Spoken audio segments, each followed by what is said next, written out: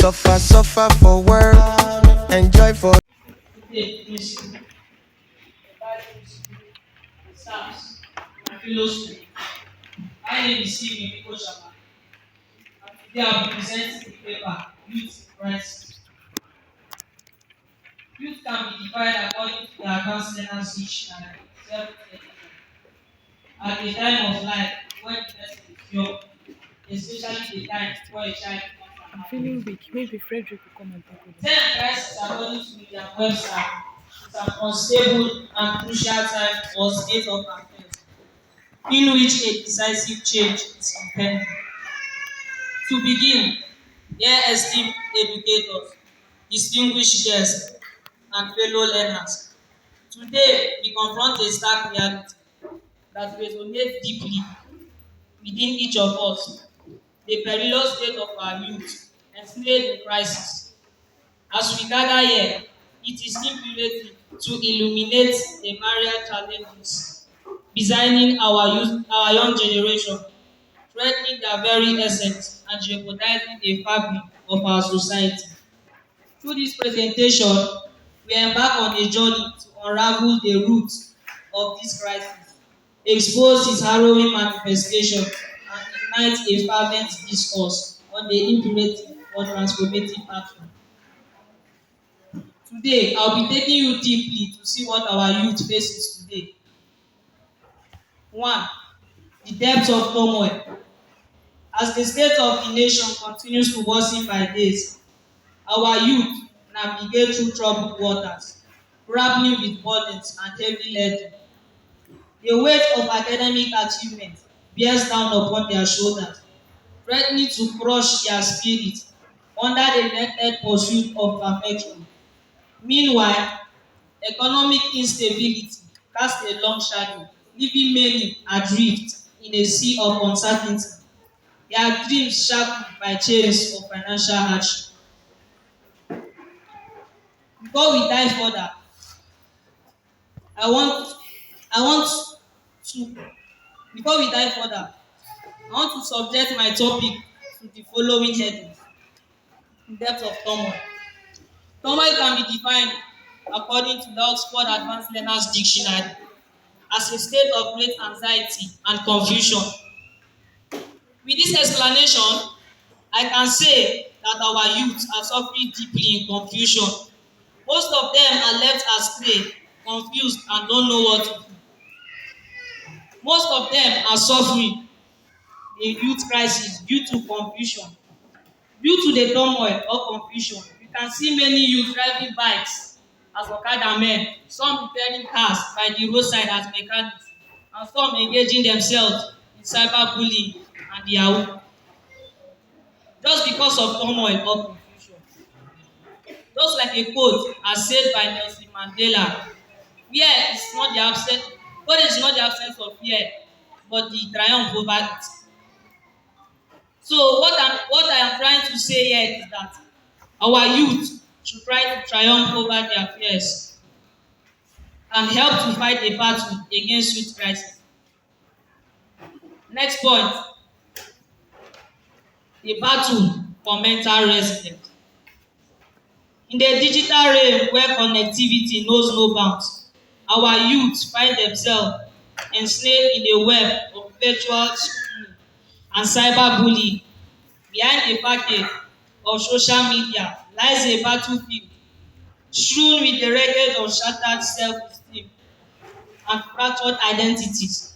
Meanwhile, the silent epidemic of mental illness silently ravages their minds. Its insidious rendrils weaving a tapestry of despair and desolation. In summary of the points above, what is resilience? Resilience is the ability of people or things to feel better quickly from something which is unpleasant.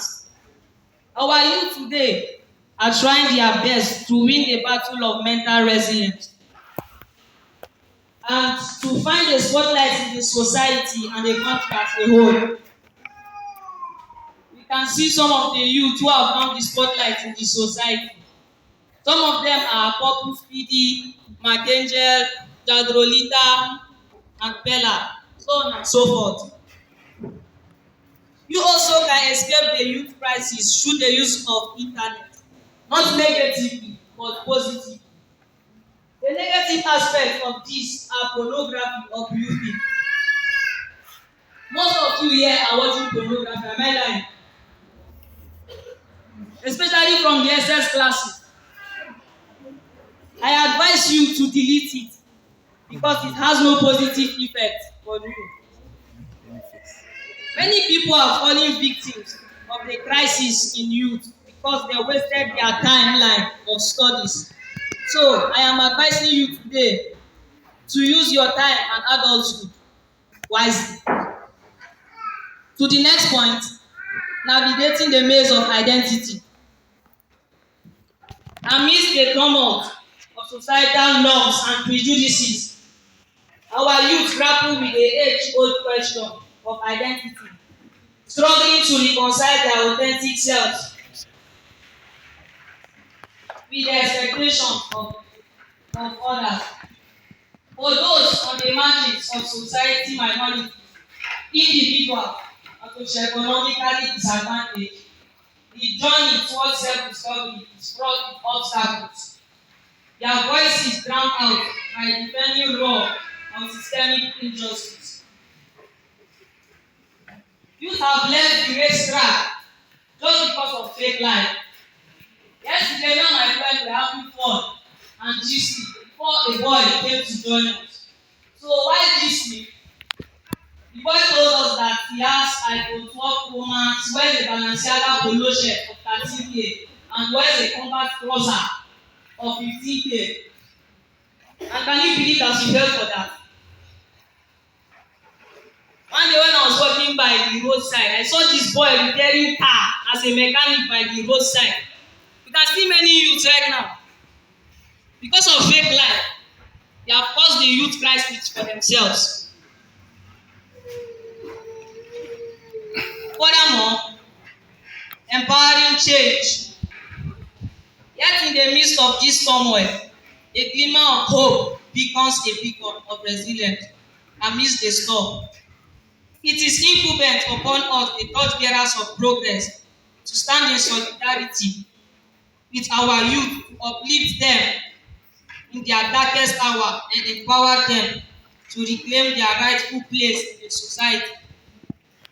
Let us be catalysts of change, the architects of a brighter tomorrow, where the youth are not merely survivors of the crisis but champions of resilience against agents of transformation. But champions of resilience and agents of transformation.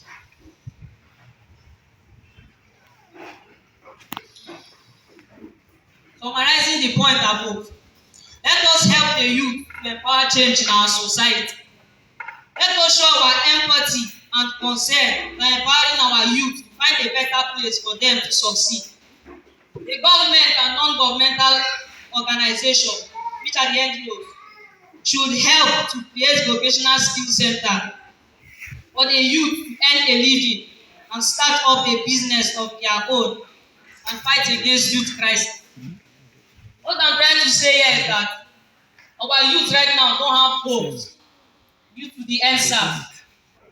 We want our government now to give them help, create vocational centers for them to learn and make a better living for them. Moving to the next point, the path forward.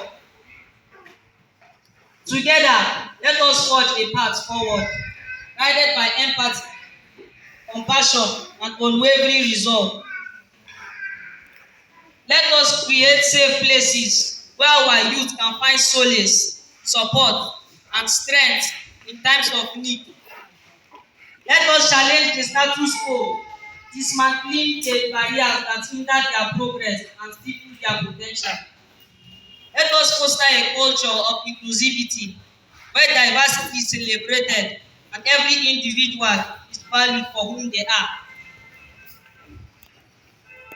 The youth can forge a path forward by learning some handworks like baking, painting, crafting, etc. If you have the talent of baking, try to use the talent to make money. If you have the talent of painting, try to use the talent to make money. If you have the talent of drawing also, you can use it to make money. The youth can help to stop the youth crisis by believing in themselves. Only if they can believe in themselves, only then can they see that yes, there's a glimmer of hope shining upon them. Furthermore, education and awareness. Education is our greatest weapon in the fight against youth crisis. By raising awareness about mental health, promoting resilience, building strategies, and providing access to support services, we can empower our youth to confront their challenges head on and emerge stronger than ever before. Let us prioritize mental health education in our schools, workplaces, and communities, destigmatizing mental illness and fostering a culture of open dialogue and understanding. Only if the youth can help themselves by being enrolled in schools and higher institutions, only then can they win the battle, the fight against youth crisis. But some of them don't go to schools and universities due to financial instability and the high rate of school fees. The government should help to reduce the high rate of school fees so that the youth can afford a conducive place for learning. If this can happen, the youth will be redeemed to see the glimmer of hope there. If they can see this, then they can win the battle against youth crisis. This battle is so tough that if you don't go to school, you can't find jobs. So what I'm trying to say is that the youth try their best to do well in their schools. And same as you here, please read your books. Don't use your leisure time to play. Use them wisely.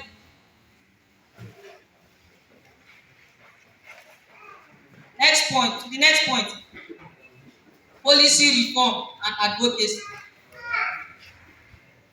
Policy reform is essential to addressing the systemic inequalities that perpetuate youth crisis.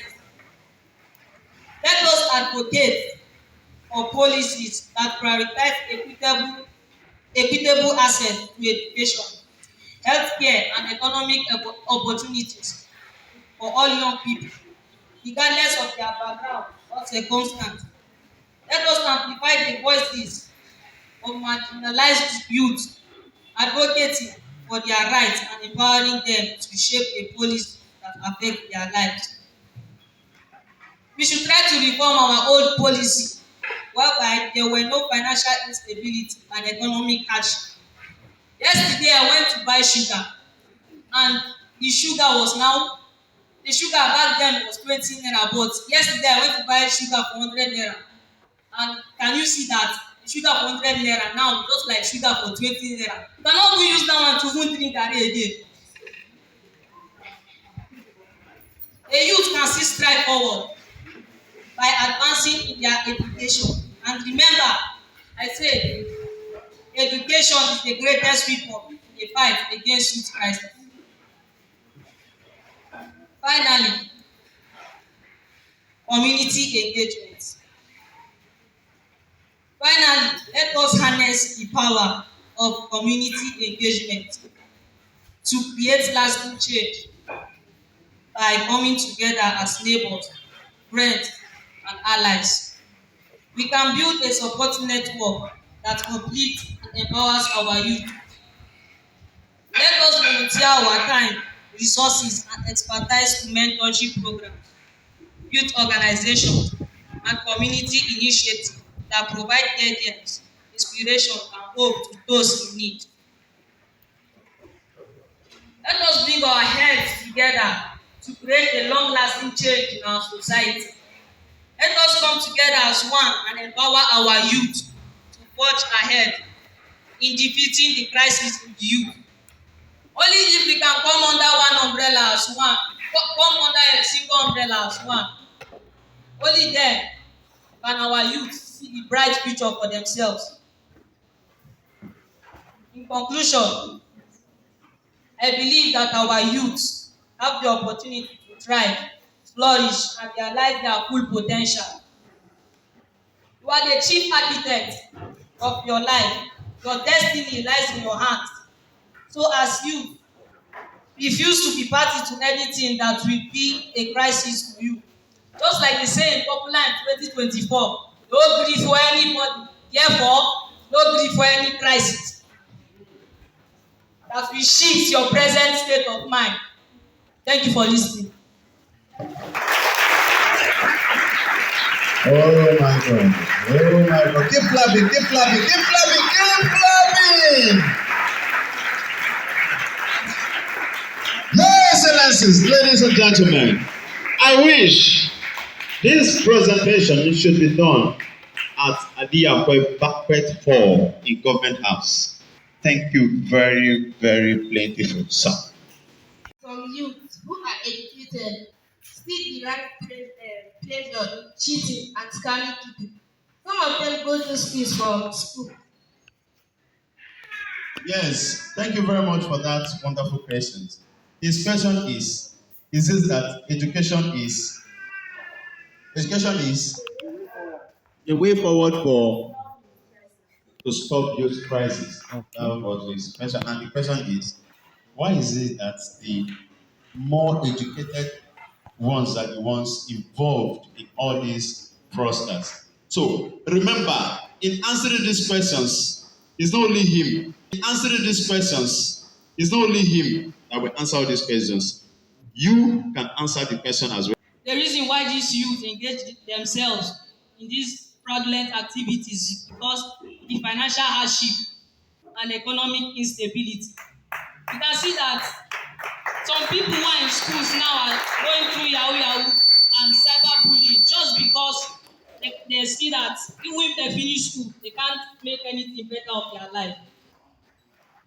So it's just because what I'm trying to tell you now that is that it's because of the financial hardship and economic instability. That's why some youth are engaged in fraudulent activities. Thank you. Thank you very plentiful, sir. God bless you, sir. Oh, well, this guy is very intelligent, though. Anyway, we thank you for accommodation in abroad. God's will one day. Thank you very much for that. Suffer, suffer for work. Enjoy.